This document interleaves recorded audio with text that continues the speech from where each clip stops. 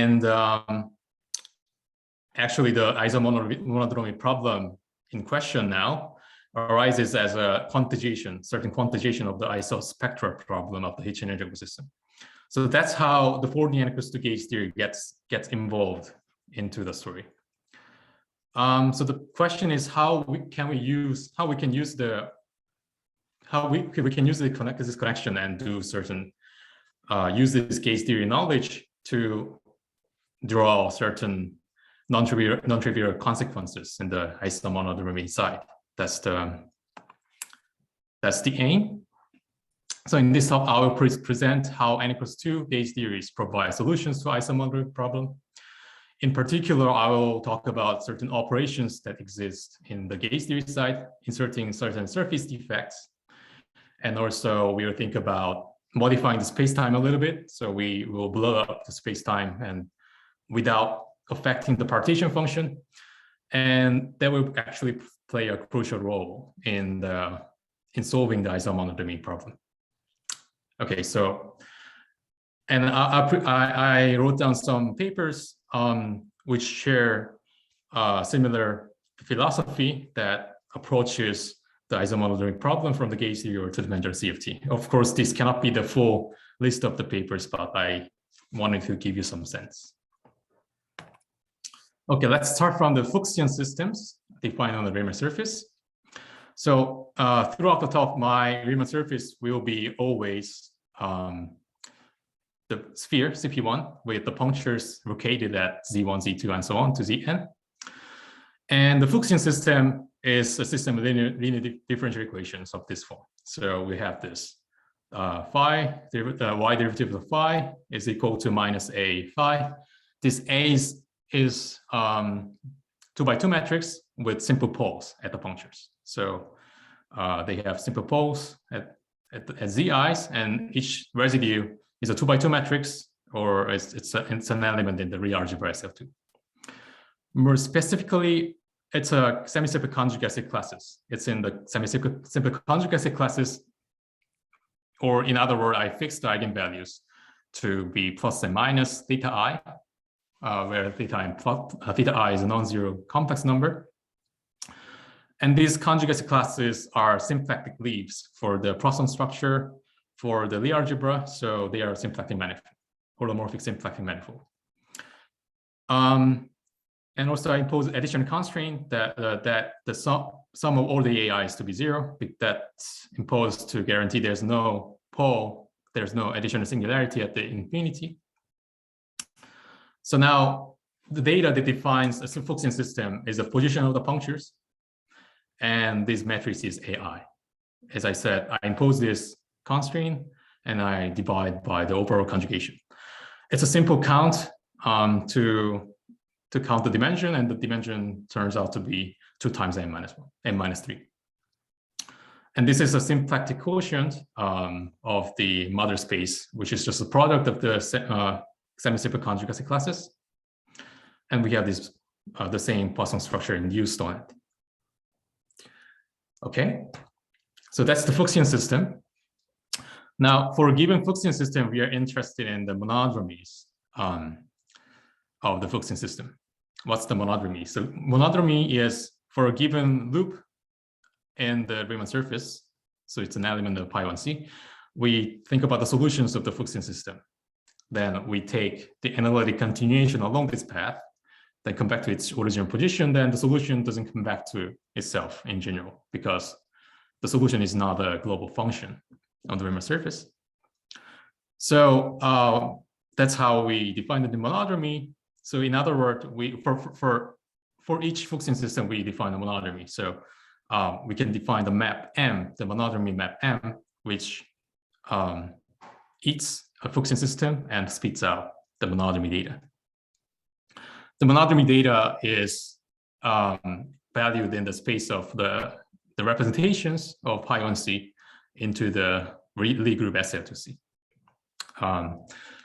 More precisely, I fix the particular representations, the particular monodromies around the punctures, because I just fixed the eigenvalues of the AI matrices in the previous slide. So the trace mi, where mi's are the small loops around each puncture, it's fixed to be 2 times cosine 2 pi theta I. Its dimension is also 2 times n minus 3, and it's endowed with this symplectic form. It's a complex symplectic manifold. So now, the Riemann-Hilbert problem is about reconstructing Fuchsian systems from given monodromy data. So in other words, we're interested in the inverse image for a fixed M. So we look for the fixed image, we look for the pre-image M inverse of M. Or we want to know how AI varies as a function of Z to make this map a constant. So the monodromy is fixed. So the solution to this problem is called actually isomonodromic deformations of the Fuchsian system. And the solutions, all the isomonodromic deformations are known to given by the solutions to the Schrödinger equations. These are these 2 equations written above. And actually, it's very easy to check that if the matrices AI are varied with respect to Z in this manner, the connection, the dy plus AI varies. It varies as a gauge transformation. So there's no, it doesn't touch the monodromy data by definition of the gauge transformation. Okay, so that's the Schrödinger equation. And actually, this Schrödinger equation can be understood as equations of motion for mutually Poisson commuting Hamiltonians. I gave these expressions for the Hamiltonians. They mutually Poisson commute. And these equation of motion, the Hamiltonian equation of motions are equivalent to the Schrödinger equations that's written in the first line. Okay. Okay, so now what's the isomonodromy tau function? That's the main object in this talk. The Schrödinger equations imply the right-hand side of this expression. This expression is closed one form. So if you just look at this expression, you recognize it's the one form that generates all the Hamiltonians. So in other words, by taking the time Zi derivatives of the log tau, I can generate all the Hamiltonians.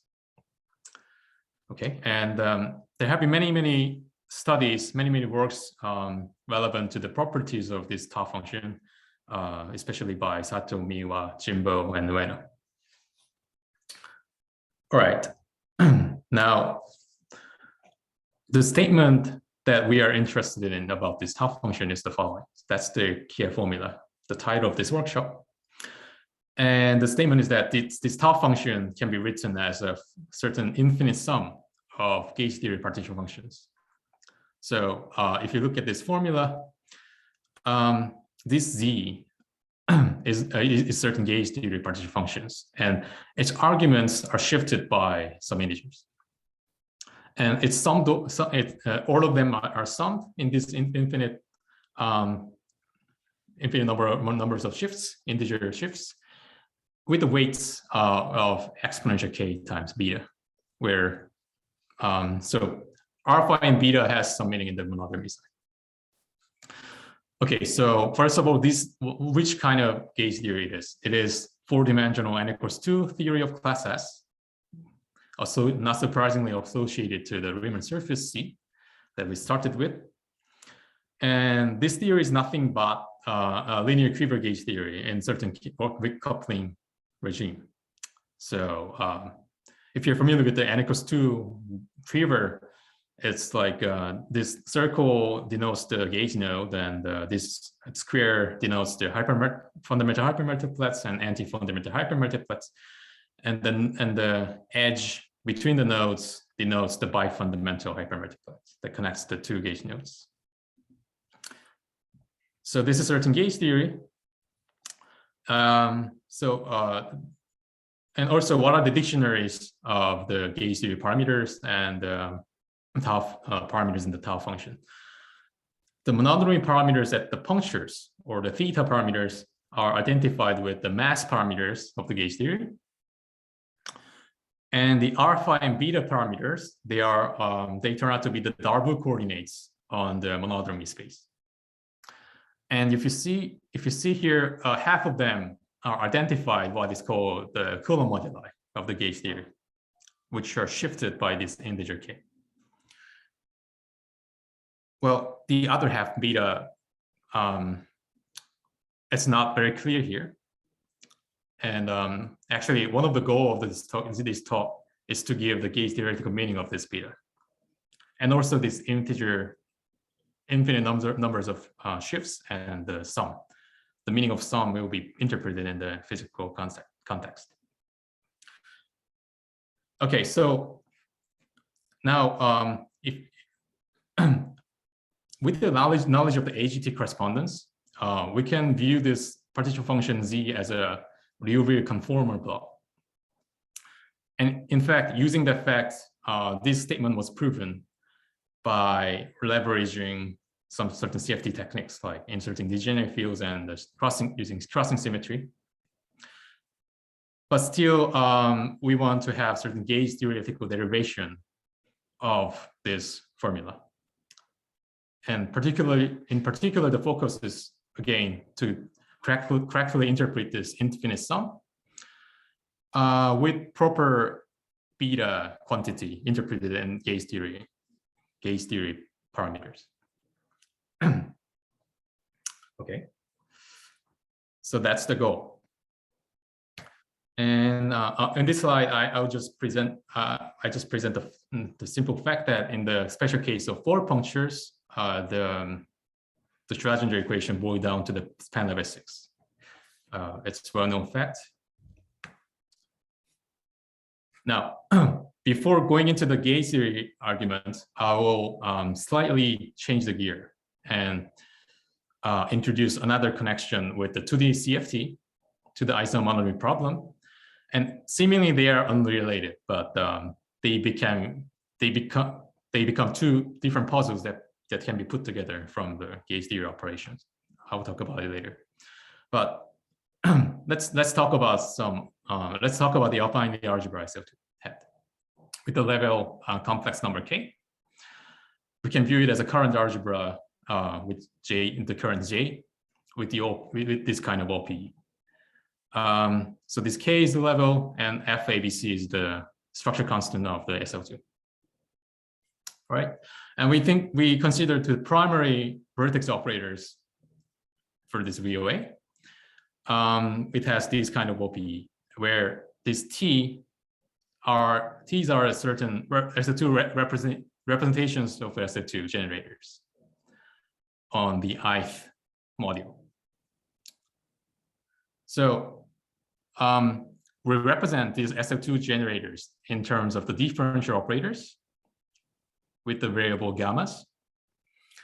And they are represented on the space of polynomials. So for instance, here I think of space of polynomials in gamma 1. Then you can recognize this is the lowest weight Riemann module for this SL2. If I think about this space of polynomials in gamma n inverse, then it's a highest weight Riemann module. I can also consider certain gamma to the certain arbitrary power times any Laurent polynomial. Then it's also it's also a module for this SL2 generator, but it's neither highest weight nor lowest weight. So I distinguish these 2 kind of modules, and in total, so we have 2 Riemann modules, and we have n-1, n-2 Heisenberg Y modules, and in total we have n modules, and with n-3 module parameters zeta. The zeta parameterizes the weights of this module. Okay, so now what we do is think of the Zenus 0 endpoint conformal block formed by these primary vertex operators it's naturally in the tensor products of the representation with the global SL2 invariance. So the global SL2 invariance is written like this. And the statement is statement of Knizhnik-Zamolodchikov is that they satisfy certain differential operator, which looks like this. So it's k plus 2 times the z derivative. The z derivative essentially means z derivatives, the position derivative can be compensated by the SL2, certain SL2 transformations.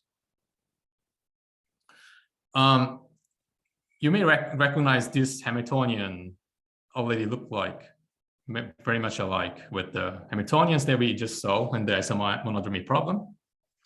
So the connection is that I think there are many versions to present this, but I present in my version.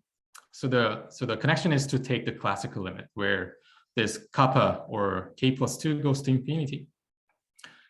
Then what happens? So what happens is that this conformal block has the asymptotics of this following form. So psi behaves like exponential kappa times s, where s is certain function. Or the first derivative. So recall, and we represented all the SL2 generators in the first order derivatives in gamma. They all get this exponents and convert. We get this.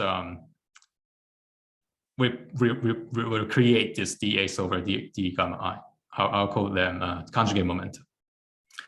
And also the spin variables, for the spin variables and the modular parameters, I will take the double scaling limit. So kappa goes to infinity, but they also, Si and zeta I also goes to infinity so that the ratios are finite.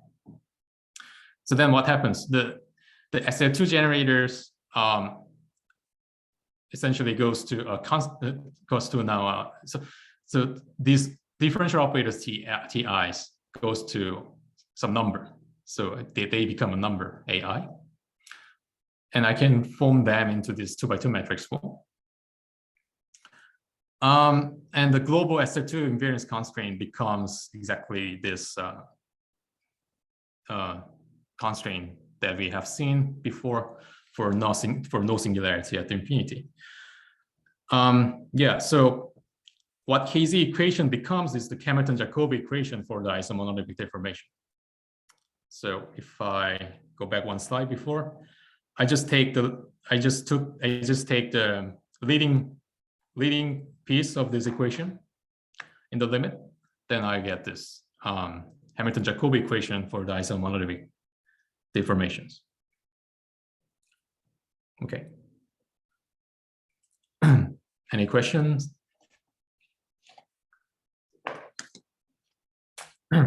Okay.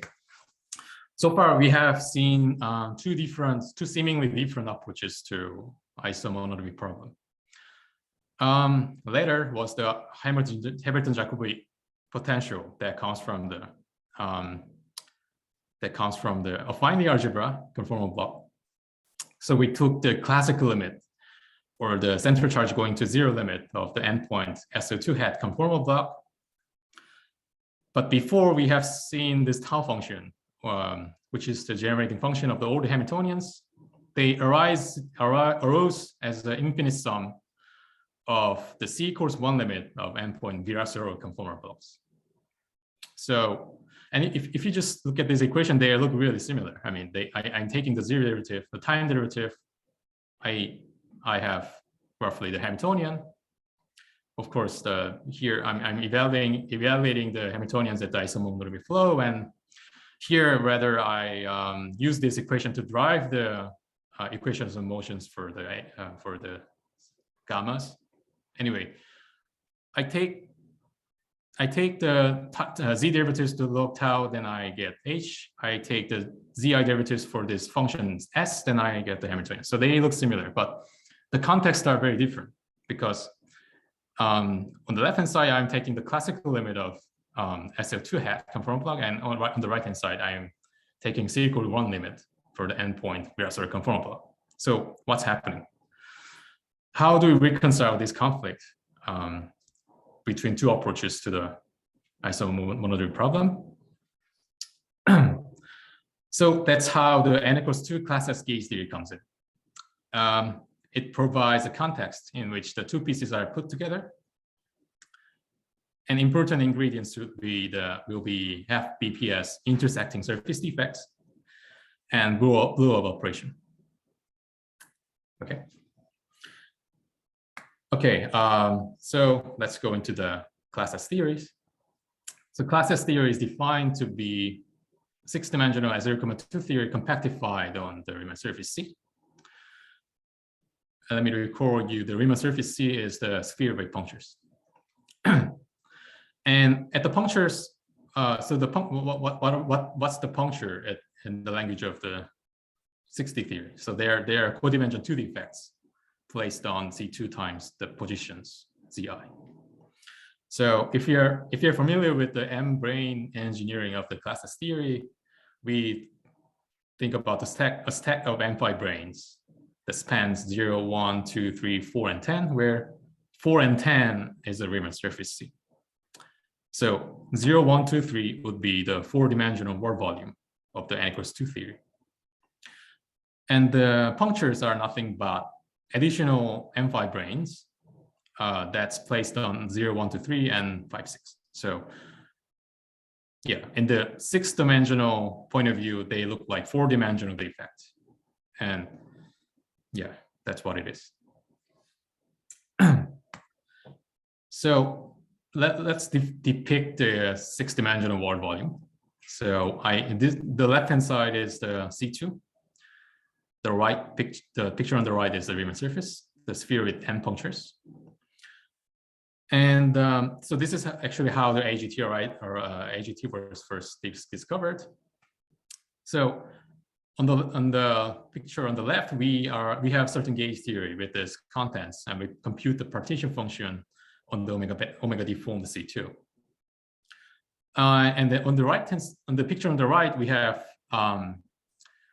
certain 2D CFT, the real field theory, and we at the puncture we have certain type of vertex operators. So we're computing n-point Virasoro conformal.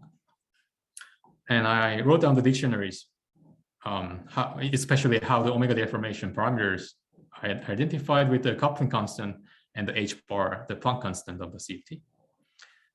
And this is just the expression for the center charge in the CFT.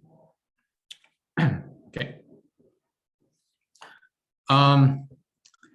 Right. So what's the gauge theory partition function on the omega deformed C2? Maybe many of you are really familiar with it, but to be complete, I'll just go over. So it's a path integral with the fixed boundary condition at the infinity. By the localization, it localizes onto the moduli space of instantons, and we can further localize it onto finite set of fixed points.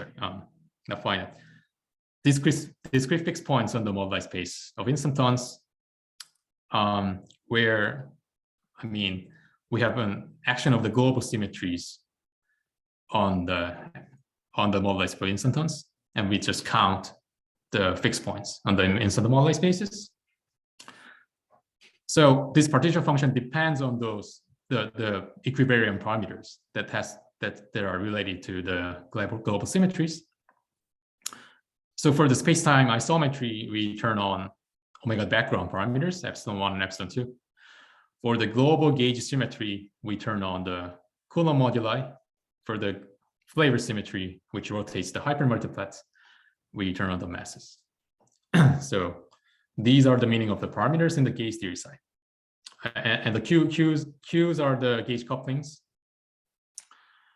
And this integrand is a certain T equivalent Euler class of the matter bundle, which is the bundle of the zero modes for the Dirac operator that comes from the hypermultiplets. And oh yeah, and I forgot to mention that the finite discrete fixed points on the inside the moduli space, they are classified by n-3 pairs of Young diagrams. So this just becomes a matter of combinatorics. we sum over all the n-3 pairs of Young diagrams with certain measure. So, yeah. Okay, now we introduce the defect, and this is called a regular surface defect. So, a monodromy surface defect is defined by assigning singular behaviors of the fields along a chosen surface. And such a monodromy defect can descend from a codimension 2 defect of 6-dimensional theory, supported on the C times 0 times C. So I'll go back to this membrane engineering of the classes theory. So we have seen this M5 and codimension 2 defects that wraps the 4-dimensional world volume gives the classes theory. But now I'm introducing another M5 brane that wraps 0 and 1, 4, 8, 9, 10. So in the 4-dimensional point of view, I only look, it looks like a surface defect that wraps this 0, 1 part. Okay. So such a codimension 2 defect is classified by partitions of 2 for each gauge node. Here we choose 1, 1 for all of them. So this choice is to, so this is to make the preserved gauge symmetry. The global gauge symmetry is only is broken down to the maximal torus. And this case is called the regular case. And also it's known that this codimension 2 defect carries a global flavor symmetry, SU2 flavor symmetry. And since it wraps the Riemann surface C, the moduli space of such regular surface defect is naturally given by the space of SL2C bundles on C. This fact will not be very important, but I'm just giving you the context. Now, so what happens in terms of the AGT correspondence? I come back to the 6-dimensional world volume, the picture of the 6-dimensional world volume. So, is there a question? Yes. Yeah. Can I ask? So is this regular surface defect is the same as the one can be constructed from M2 brane insertion? No, I will come to that like a few slides later. And I call the surface defect that's created by the insertion of M2 brane as canonical surface defect. That's the terminology by Guyotto, Witten, Guyotto, Moore, Knizhnik. I'm talking about M5 brane insertion instead of M2 brane insertion. It's more like it is the surface defect that's created by the placing gauge theory on obifold. That's by Kano and Tachikawa. Yeah, sure. But in the previous slide, you said that the surface defect is classified by partition of 2, right? So the other one correspond to your canonical surface defect or not? I mean, from purely gauge theory side, I think we only have one type of surface defect. But from 6D point of view, we have a codimension 2 or codimension 4 defect. But are you thinking of Q2, or it could be the trivial partitions for n-4 of them, and the last one is this 1, 1? Yeah, maybe, yeah. I think so. So, but in the case of SU2, it's the same, right? In the case of the SU2, it's the same. Yeah, I agree. So I mean, so in this sense, I would rather say those two partition functions are related by integral transform. I think the paper by Frankel-Gukov-Teschner first showed that.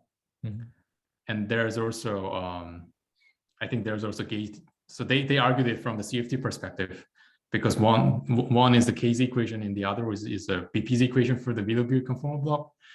They are related to they are related by the integral transformation. And yeah, but in that case, in that particular case, those two equations look identical with certain reshuffling of the parameters. So yeah. Does it answer? So yeah. Thank you. Yeah. So yeah. So what's happening in the AGT side, and maybe this partially answered your question, because so I'll talk about the canonical surface defect later, and here I'm focusing on the regular surface defect, which is engineered by the M5 brain. And what's happening is that you can see that the M5 brain wraps one of the surface in the C2, so this complex plane, and all of the Riemann surface. So in the AGT dictionary, it has to alter the vertex algebra in the 2D itself. It cannot be just the Virasoro, the vertex algebra associated to the Virasoro symmetry. It enhances the symmetry with additional degrees of freedom. And the answer was suggested to be the SL2 hat conformal block. So the vertex algebra with the SL2 hat. So what's the identity? We are comparing the vacuum expectation value of the surface defect with the conformal block of SL2 hat. Okay, I hope that makes sense. And it's actually checked and proven for some cases. All right. How am I doing with the time? Okay, I started a little bit late, right? I spent like 35 minutes now. Yeah, you have 1 hour. You still have 55 minutes. Maybe okay, yeah. But I'll just briefly go over how the partition functions or the vacuum expectation value of the regular surface defects is computed. So as I briefly mentioned, we use alternative description of this defect as the gauge theory placed on certain Z2 obifold. It's by Canonical and Tachikawa. So because of the obifold, we have this. So essentially, it becomes an integration over this instantons on the obifold, and we can also localize onto the discrete fixed point set. And this discrete fixed point set turned out to be now colored partitions instead of just partitions. So the example is this the following. So when we have 5 punctures, we have 2 gauge nodes. So 2 gauge node means there's 1 gauge node here and the other gauge node is here. And normally, each one of them will have pair of Young diagrams without any coloring. But now we have Z2 obifold, and we now start to color these Young diagrams in this way. And it turns out they classify all the fixed points. And we sum over them with certain measures. So we count these colored boxes separately. For that, we need these separate couplings. So we have Q, and also we have gammas that count separately. Yeah, that's how we compute the partition function. We can reorganize this as a sum over ordinary Young diagrams and sum over all the rest. I mean, it turns out that there's a projection from this bigger moduli space to the ordinary instanton moduli space. At the level of the fixed points or the partitions, we can find the map that projects this colored partitions to the ordinary partitions. So it looks like now an observable insertion inside the ensemble inside the summation of lambda. So I'm saying without this part, without this yellow part, without this red part, this partition would be just the partition function of the gauge theory on the omega deformation.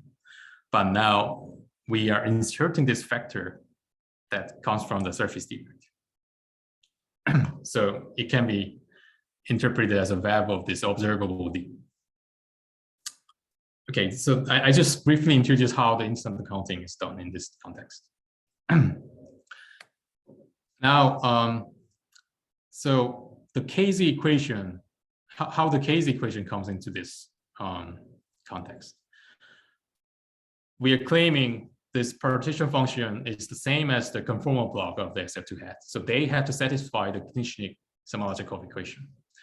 And they arise in the form of the quantized chiral ring relation. So what is it? We are considering local operators that exist in the four-dimensional block and on the surface defect. So these local operators generate the chiral ring of the theory.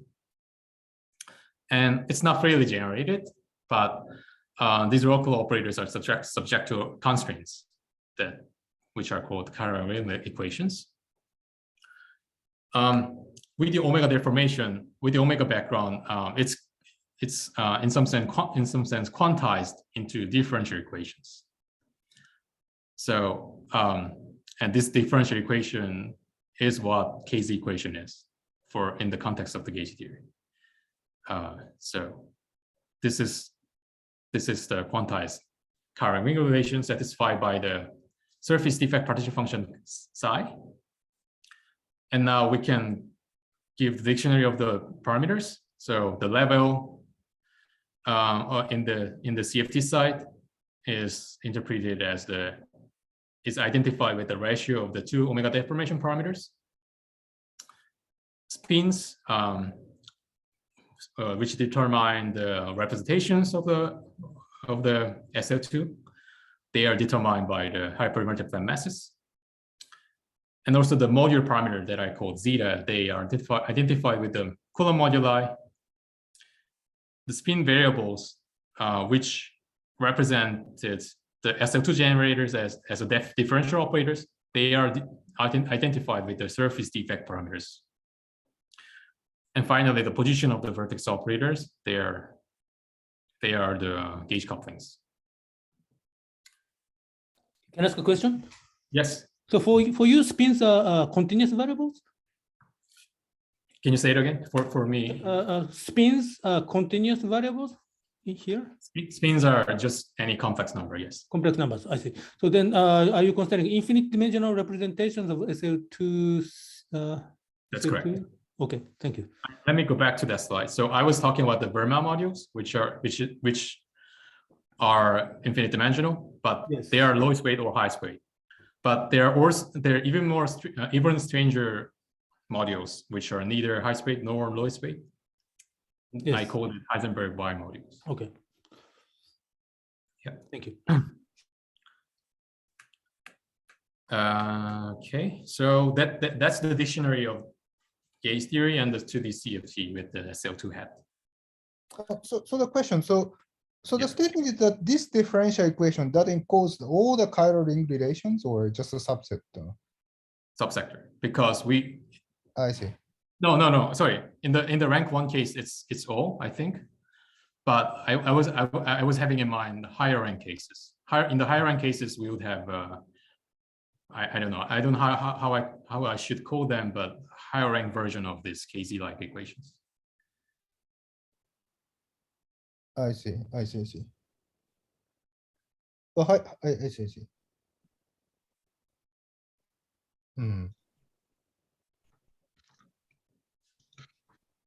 But I'm sorry, but by higher rank version, what do you mean by higher rank version of KZ? Because KZ is just for any affine algebra, right? Yeah, so, but KZ, so it comes from the Sugawara construction that so it's just the defining relation of the Sugawara tensor. So you just write this tensor in the bilinears of the product of the currents. you have to somehow identify the W currents in three products of J's, 4 products of J's, and so on. So when you say higher rank, you mean like the higher order generators of the chiral ring that would be like the higher order W algebra generators. That's right. So in terms of the gauge theory, they should be trace phi cube instead of trace phi squared, for instance. Yeah. I see. And then how do you see that well, I'm sure that there are a lot of technical details, but how do you see intuitively that the chiral ring relations repackages into this nice single formula? Yeah, I think, let's see. I think one way to argue is that when I take the limit of epsilon 1 and epsilon 2 both going to 0, they reduce essentially to the equation for the spectre. They essentially be no.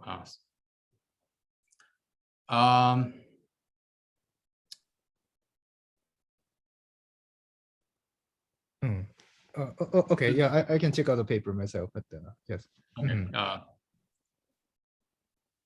Yeah, I was going to argue by the its meaning in the epsilon 1, epsilon 2 going to the limit of epsilon 1, epsilon 2 going to 0 limit. Yeah. Let me skip that question for later discussion. Yeah, sure. Okay. All right. So we got the KZ equation in the context of the gauge theory with the surface defect.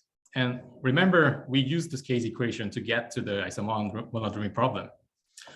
That was to take the classical limit, and you now see what the classical limit in this context, because there was kappa going to infinity, and you will be just epsilon 1 going to 0 limit.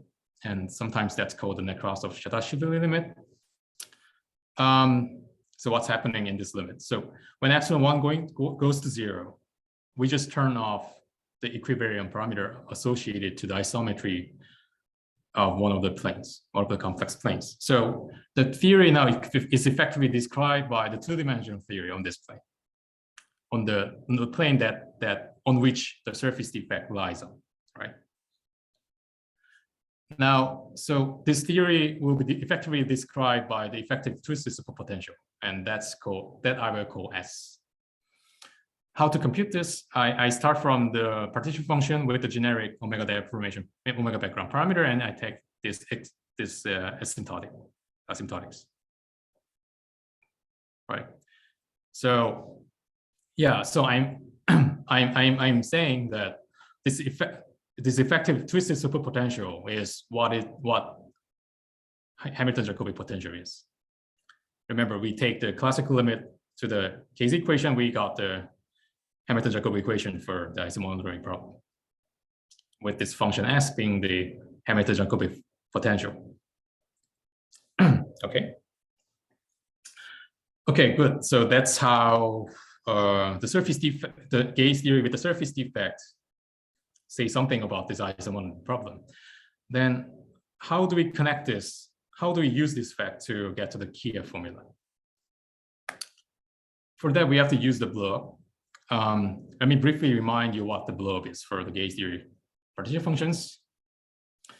So essentially, what we do is just replace the origin of, or the fixed points of the isometry to a sphere. So this sphere is called the exceptional divisor. So what's happening? What happens is that before the Blowup, we have a single fixed point of the isometry, which is the origin. After the Blowup, the isometry, the fixed points of the isometry are now the north pole and the south pole of the sphere. So we split this one fixed point into two somehow. And we compute, so we are interested in the gauge theory partition function on the blown up C2. And now it gets contributions from these two different fixed points. And they get contributions with the shifted equilibrium parameters. We have to see how these symmetries act on this blown up theory. And also we have to sum over the U1 fluxes over this complex cycle. compact P1. But at the same time, we can shrink the size of the exceptional divisor without affecting the partition function. So that's essentially the statement of the result of the Nakajima-Yoshioka. And we get this recursive type relation. So on the left-hand side, we have the partition function itself, and on the right-hand side, we are summing over the fluxes with the shifted Coulomb moduli and with the shifted omega deformation parameters. And importantly, it's a product of two because it gets contributions from two fixed points.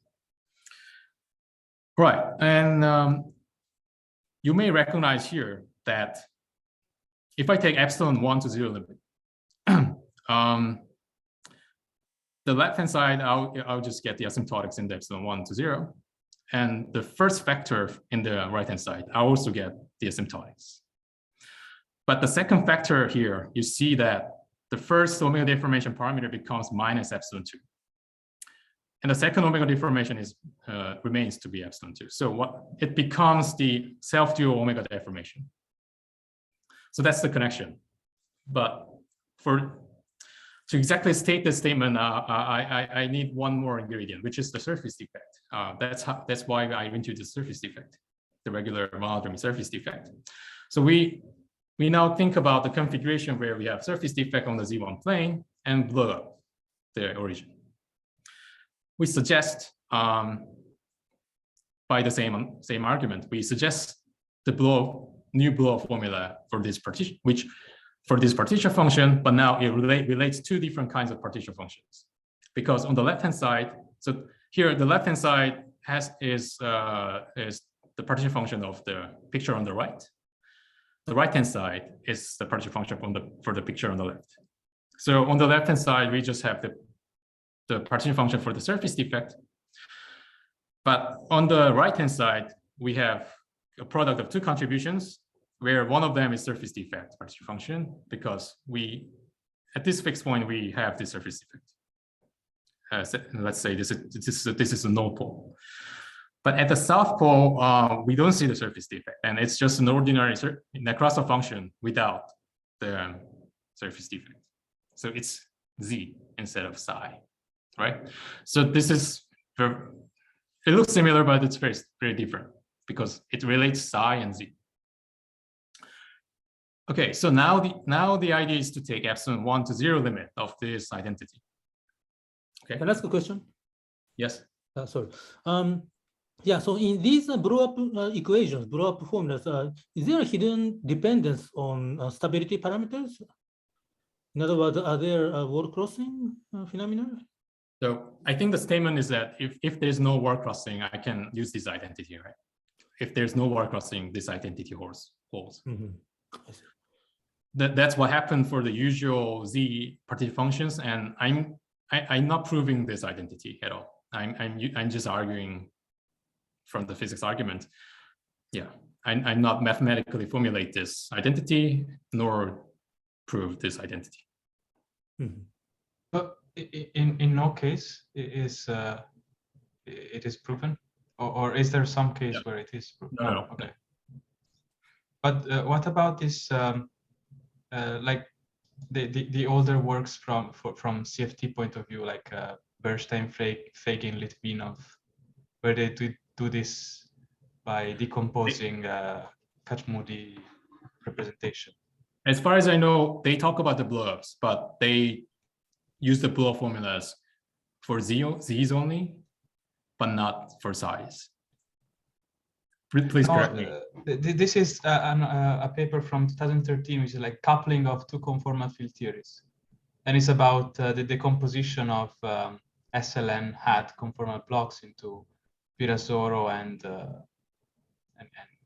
another SLN hat conformal block. Mm-hmm. That sounds very alike. But I didn't know that. But I'm going by memory, so maybe I should also. Is it an integer summation? I haven't. Yeah, it looks like something very much alike. Okay. But yeah, so in principle, my point is, we know that one side solves KZ. We know that one side, like the psi solves KZ, the Z solves the PPC. So in the end, if you prove it from CFT. Wait, you should, no, there's no BPZ here. Z is not real with the degenerate field. Z is just real without degenerate field. Yeah, no, I was just I just meant that Z is Liouville, psi is Kac-Moody. So if we prove it from a representation theory point of view, yeah. All right. So, sorry for the interruption. Yeah, I look into that paper. Yeah, thank you for bringing it up. Okay, I'll also look it again. Maybe we can discuss more later. Sorry. Mm-hmm. Yeah, that's very nice. Okay. So yeah, so we take epsilon 1 to 0 limit, and now you see this equation boils down into this kind of equality in the leading part. So as I said, Z is still here with the self-dual omega background. And the psi part only gets the asymptotics, but there were shifts in the argument. So we have these weird combinations of S and epsilon 2 derivatives of S. So, I mean, now you can see that the right-hand side looks like the right-hand side of the Kyiv formula, right? So it's a summation, infinite summations of the net class of functions in the first self-dual omega background, where this beta parameter is now given with the Gauss theoretical meaning. It's the partial derivative of the twisted superpotential with respect to Coulomb moduli. Okay, so beta is ds over the alpha. K was the fluxes along the effective sectional divisors. Okay, so right. So now, if I follow this now, if I now follow the isomonodromic flow, gamma is now gamma z. What are the so these betas we just got is it can be shown to be constant motions.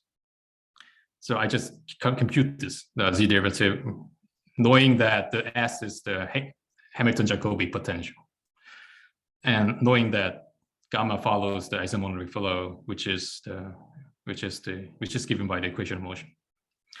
So alpha and beta, which is the S derivative alpha, are the constants of motion, and therefore they parameterize the monodromy data by definition of the isomonodromic flow. So they in fact turn out to be Fancial Nielsen Darboux coordinates on M, the monodromy space, and I will come back to this. First, let me prove the left-hand side is indeed the tau function. To do that, so or the log of tau function. To do that, I have to take the z derivative, the time derivative.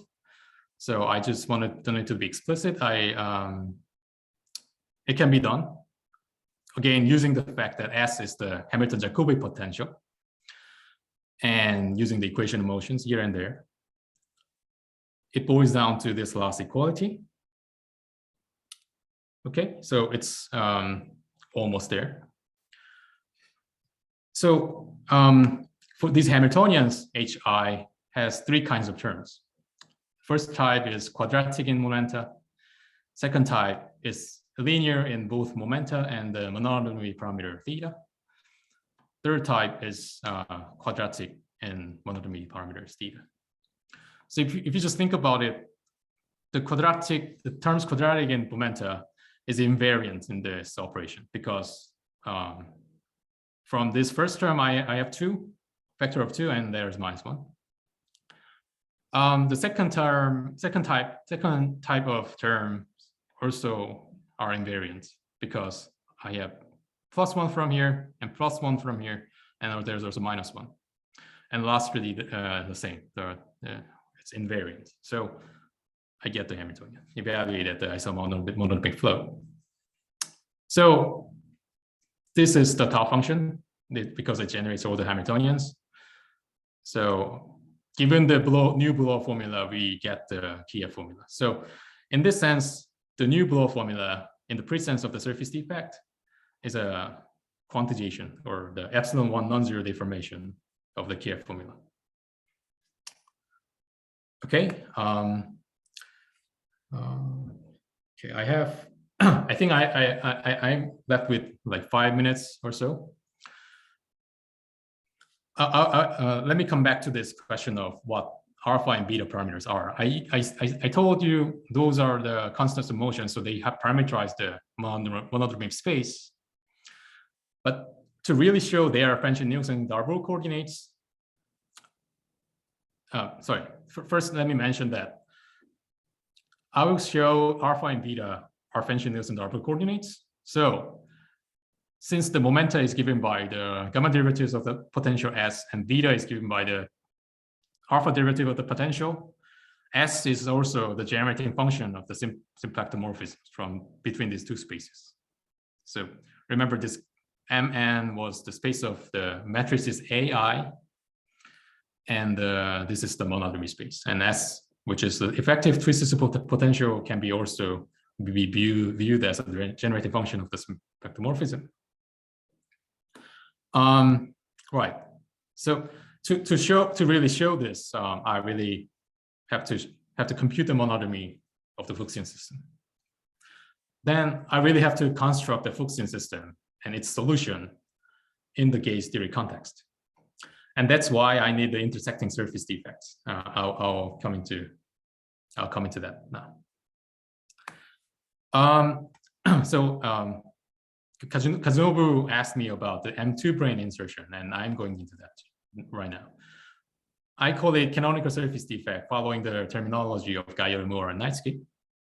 So essentially, I'm inserting another M2 brane on top of this whole thing in the M-brane engineering. You see this M2 is now lying on 2, 3, and 7. So in the 4-dimensional perspective, it's a surface defect, but it's transversal to the pre-existing surface defect. This defect can also be viewed in the purely field theoretical language. It's a coupling to certain 2-dimensional 2,2 sigma model with this target, local Calabi-Yau target.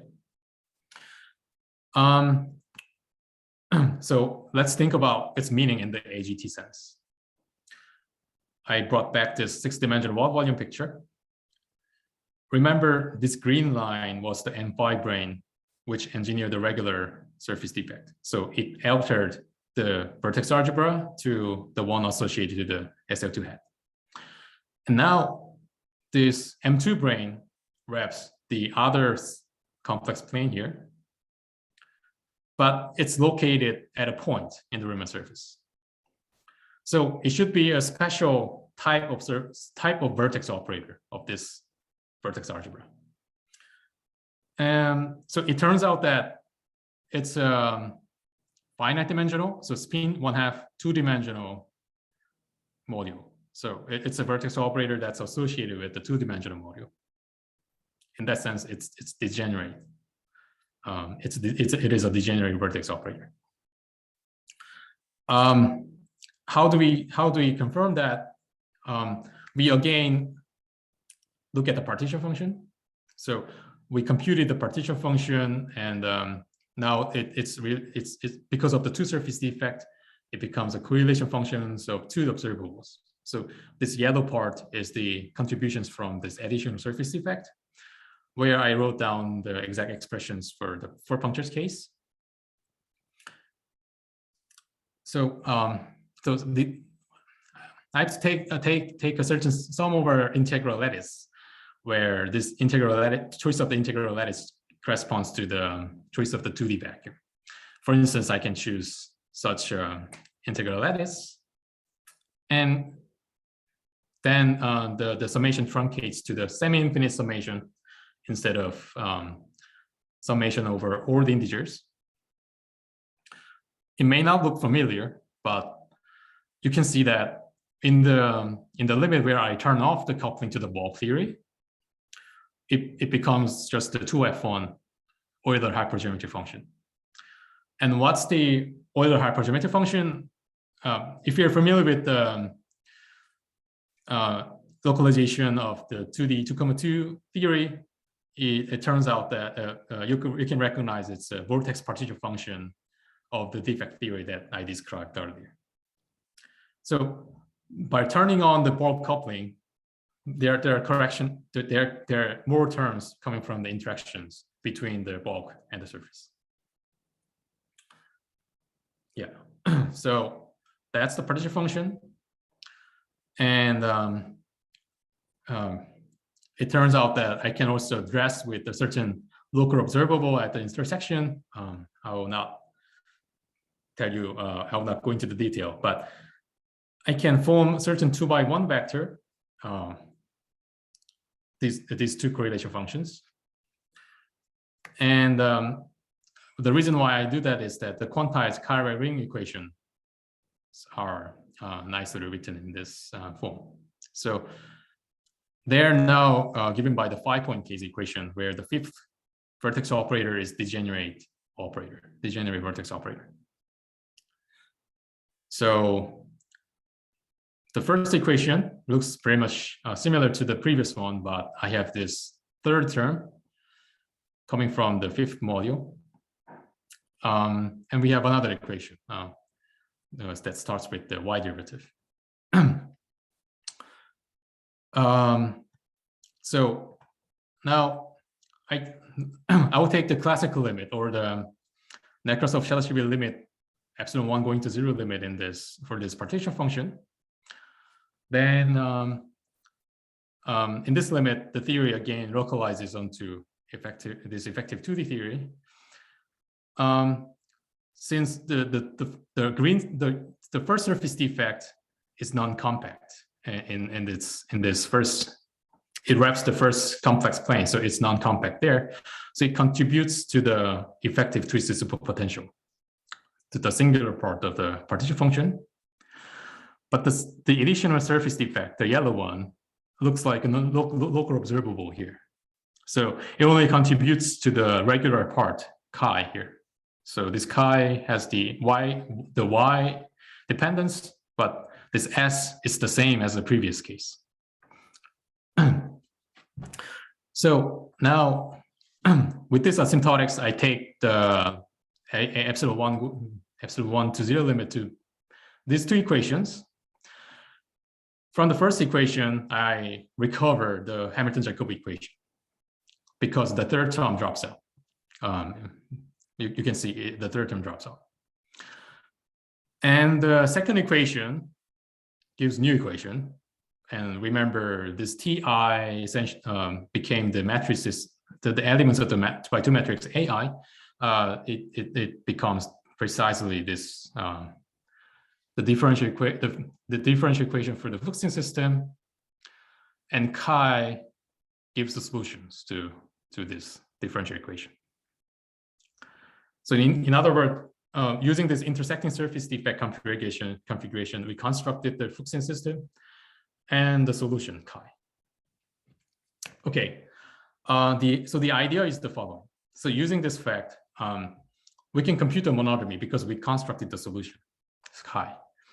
But we do it in the following way. We first compute the monodromies for the correlation function without taking epsilon 1 to 0 limit, and then later take epsilon 1 to 0 limit, because that makes the computation easier, much easier.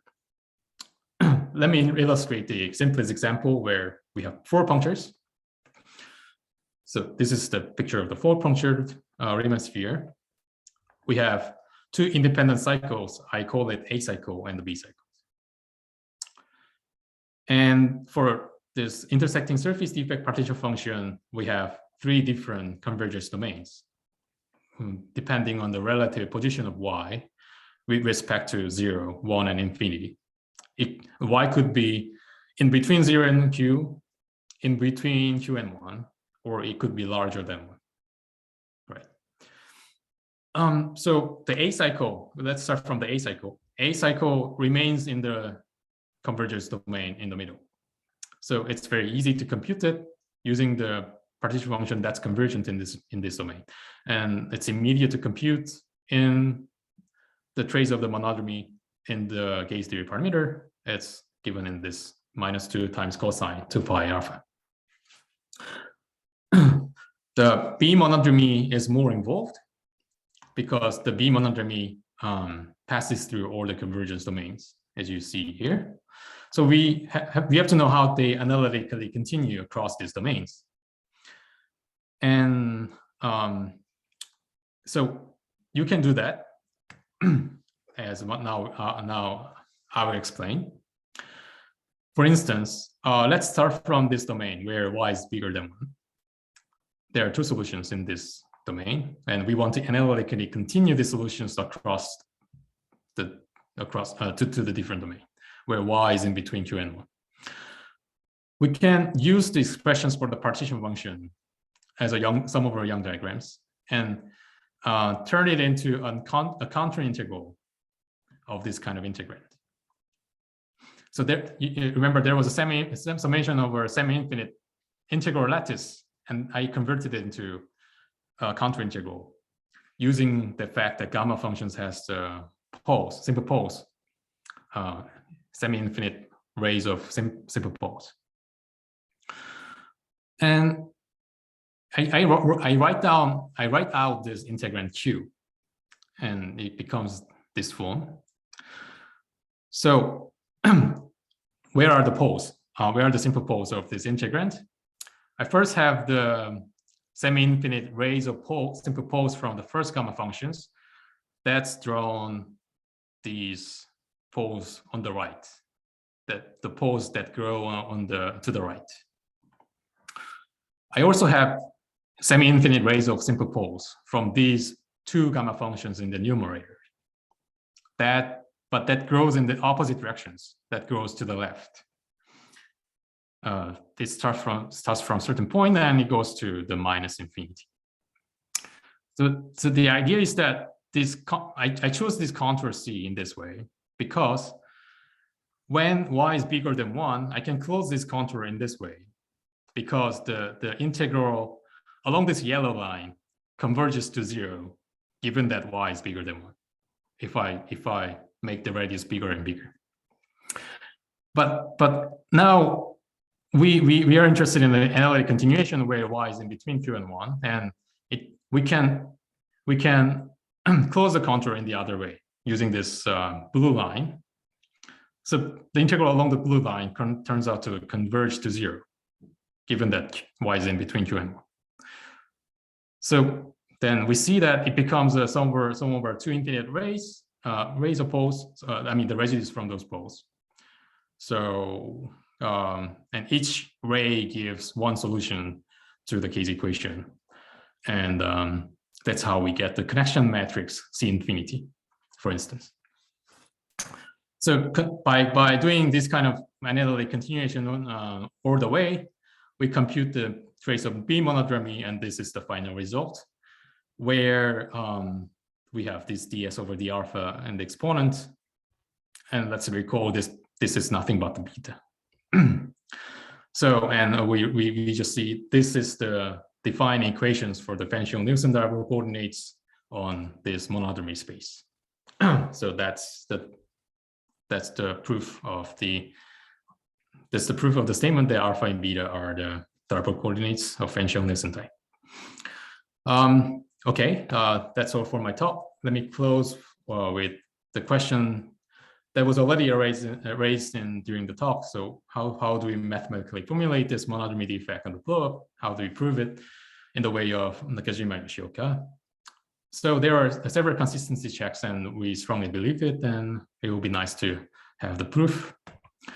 And this new blow formula can be viewed in the other contexts too. For instance, the topologically twisted n=4 theory of Kapustin-Witten, and also in the 2-dimensional reduction where we have the sigma model with the target space of the Hessian moduli space.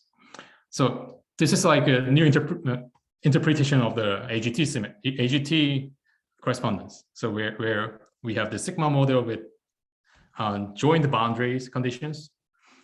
So in the boundary conditions in the sigma model are the branes, and we think of the states in between these 2 branes, and which are identified with the conformal blocks of the vertex algebra, which is at the junction of this boundary. It's very complicated, but I just wanted to show you a single diagram that encompasses all the different pictures. And we start to insert the surface defects, and for instance, in the n equals 4 theory or in the 2D theory, they look like a boundary. So the meaning of the blow-up in this case would be we have 3 different boundaries joined together, and we somehow now merge these 2 junctions into a single junction.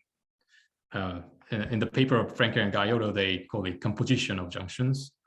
And I think it's identical operations with the blow-up. I mean, for the n equals 2 theory, looked in the different perspective. And I'm finishing with more perspectives, other generalizations like higher rank SLNs, irregular functions we can think of, non-Lagrange, the isomonodromic problems associated to non-Lagrange theories. N equals 2 theory, there are also vast number of literature on the Q-Penleve or the Q-isomonodromy problem that will be corresponding to the 5D 3D uplift or 6D 4D uplift. And also there are other point of view, which starts from the exact WKB for the differential operators or the spectral networks or ODE-IM correspondence. Okay, so let me end the talk here, and thank you for listening. Very much. Are there any questions or comments?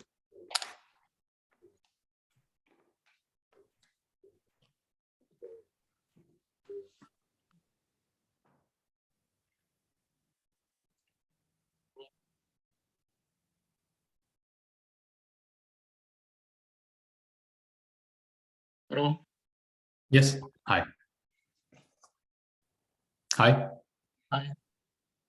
So do you have any difficulty to generalize our proof to your new blow-up problem?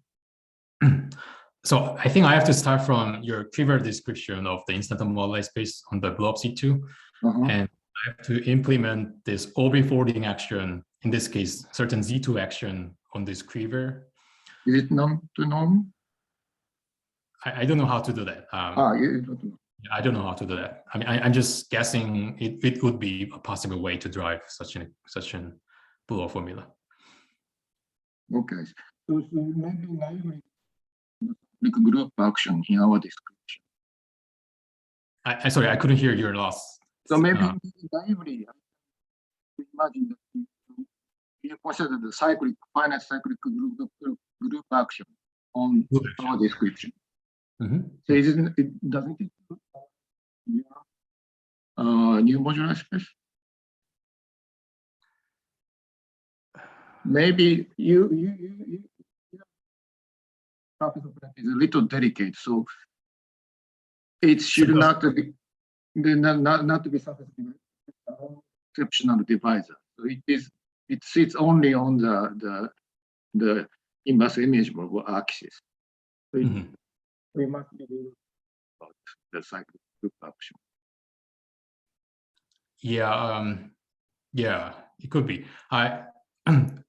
So I just know how to write down the equations that defines this moduli space on the ordinary C2.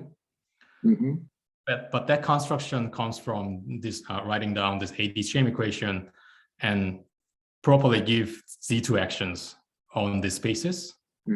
We have n spaces and k spaces.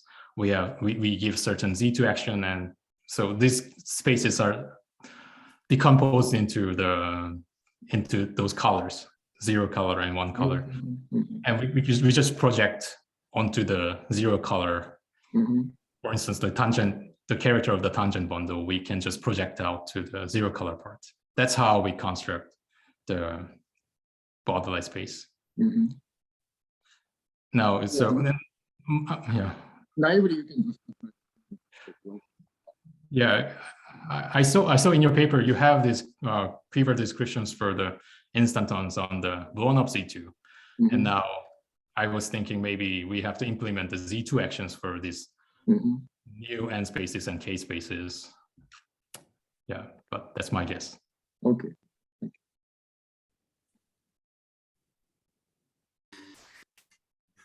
More questions? We have many time. Okay, then I have one question. So, well, Yes. sorry, my internet is a little bit unstable now, but let's see. Yeah, so the question is, you introduced the two different types of surface defects, coordinate 2 and coordinate 4, called the regular and canonical. That's right. And it looks like that corresponds to the, I mean, the two different types of derivative when you write down the Lux equation in the final base or isomodromic deformation. So is there a sense that, does it mean that there is a more like a deeper interpretation of the flat connection condition as two different types of branes kind of commute, or? Okay, let's think.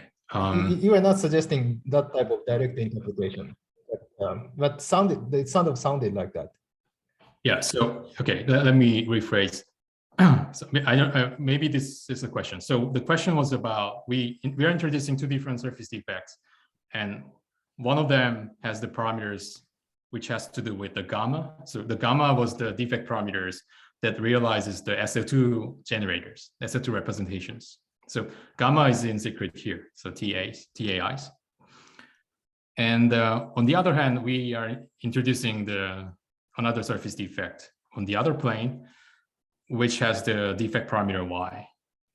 So that's this y. And now you're asking about what are the meaning of the D brane commute with each other at the level of these equations? Sorry, I got disconnected in the middle. Okay.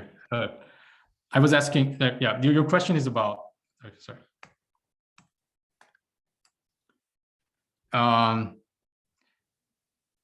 Okay, so the first type of surface defect was introduced with where this gamma, the defect parameter gamma, realizes the representations of SL2. So it's TAIs and TAJs. Yeah, also here. And the other surface defect. Now there is a y derivative. Yes. Yeah, it's y derivative. The other surface defect has the y as a parameter. Yes. So the y and these gammas are living a little bit different spaces, so to speak. Right. But then they combine nicely. That's the flat connection equation. And what I wonder what it means physically. Sure, I think you can say that. Yeah. So in the limit of kappa going to infinity, this reduces down to the flat connection, the meromorphic flat connection. I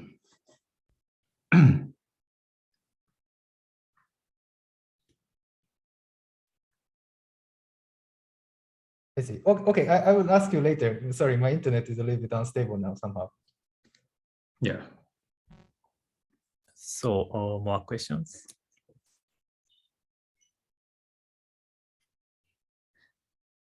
I may ask about the irregular case. Do you have any plan to consider? I think the reductions to the Lagrangian theories maybe it could be done. But of course, more interesting questions would be Argyros-Douglas theories, and more, I don't know, even higher E6 theory. Yeah, I haven't tried that. I heavily used the localization techniques, which is not available for non-Lagrangian theory. But yeah, of course, in the classes picture, we can imagine the corresponding objects. For instance, the canonical surface defect is just the insertion of M2 brane, so it's nothing new. We just have those surface defect there too. But there's just no way to compute the partition functions exactly.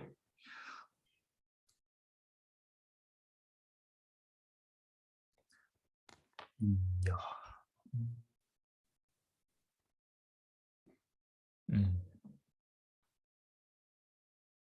Okay. But somehow we can assume the blow-up equation is satisfied for such kind of case, and then do something more. Probably, but I have to say what the left-hand side or the right-hand side is. So without knowing any of them, would it be useful? Yeah, but somehow we can compute the partition function, not compute, by using AGT, we can compute the partition function of the Algiers-Douglas theory from the conformal block. Can we do that? Because I thought we have the similar difficulty in computing the corresponding conformal blocks. Yes, that we heard yesterday from Nagoya-san to compute the conformal block of, I see. yeah, irregular conformal block. So some way we can compute maybe that correspond to P4 or P2. Or, That's nice. That sounds nice. So then maybe we can do something more. Yeah. Is it for not generic values of epsilon 1 and epsilon 2? It's not for the it's generic, I think. Am I correct, Nagoya-san? I think epsilon 1 and epsilon 2 are generic. Yeah, it's generic. I see.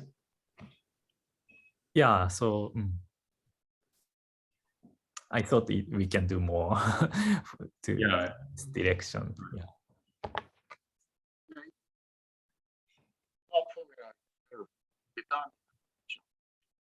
Maybe in your setting, new block formula might determine the psi, new partition function. Can you say it again? The question? Yeah, so in our case, original case, blow-up formula determine the partition function. Yeah, original determine the partition function.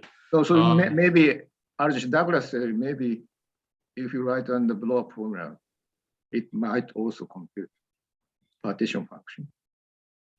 Okay, so is it possible to just write down the blow-up formula for ordinary Z first and determine the completely? If it is possible, then we use new blow-up formula to determine psi. We need a little bit more, I mean, this is a particular case of the blow-up formula. We need a little bit more blow-up formula. But combining two blow-up formula, we determine the partition function. So maybe in this case, the same method could work. And then maybe you can imagine the same works for Algiers-Douglas. Interesting. But what would be replacing the moduli space of instantons for? No. You just you don't start with moduli space. Okay. You just start with blow-up formula. Okay. So all right. So you assume the blow-up formula. And yeah. You must assume the blow-up. Yeah.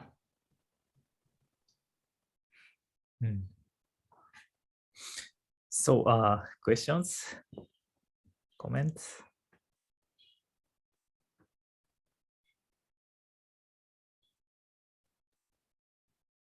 Okay, if not, let's thank speaker again. Thank you very much. So now all talks are finished. Okay, so one announcement is that the videos are uploaded, in fact, in a similar place to what is already sent. But in any case, we are going to send an announcement to the participants regarding the video locations, in case you want to study further and review, etc. afterwards. Yeah, so thank you very much for participating. And any further announcement, Masahito? No, I think this is the end of it. So hopefully something will come out of it. And yeah, and then so I think we are going to keep the Zoom room a little bit open, so in case you want to have some questions or chat or anything. But otherwise, this is the end of it. So thank you everybody for coming and participating. Thank you.